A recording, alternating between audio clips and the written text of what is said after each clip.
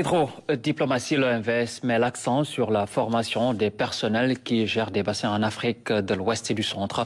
L'Organisation pour la mise en valeur du fleuve Sénégal reste un bel exemple de coopération entre plusieurs pays. Lamine Touré. L'hydrodiplomatie est une coopération bilatérale dans la gestion des eaux transfrontalières. Cette nouvelle forme de gouvernance des ressources en eau est aujourd'hui source de tensions, surtout dans un contexte de dérèglement climatique. L'Organisation pour la mise en valeur du fleuve Sénégal et ses partenaires techniques et financiers se lancent dans la formation du personnel des organismes des bassins africains sur cette gestion collaborative. Bien que des accords et mécanismes de coopération existent dans plusieurs grands bassins, la coopération transfrontalière reste néanmoins fragile.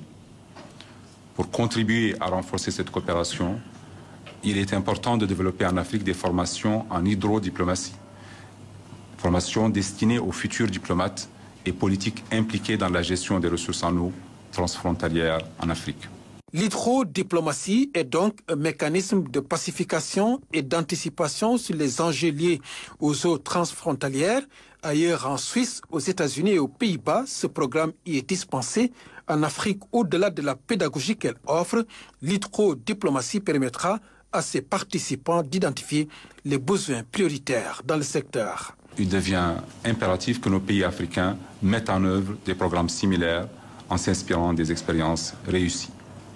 À titre d'exemple, transformer la gestion de l'eau et les tensions qu'elle peut engendrer en un facteur de rapprochement et de stabilité est un pari de la diplomatie bleue prônée par la Suisse.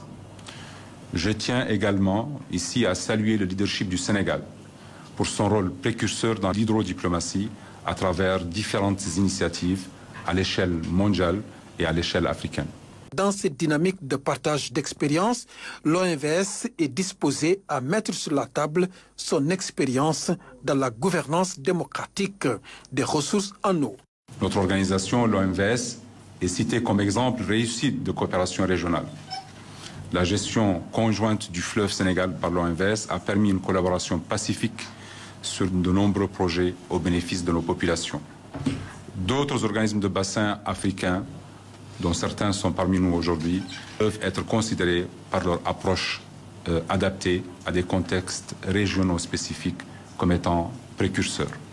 Les conclusions de cet atelier sont fortement attendues. Elles devront permettre, entre autres, l'élaboration d'un programme de formation en hydrodiplomatie destiné aux étudiants inscrits en relations internationales. Ceci dans le but d'améliorer l'offre en ressources humaines dans le domaine.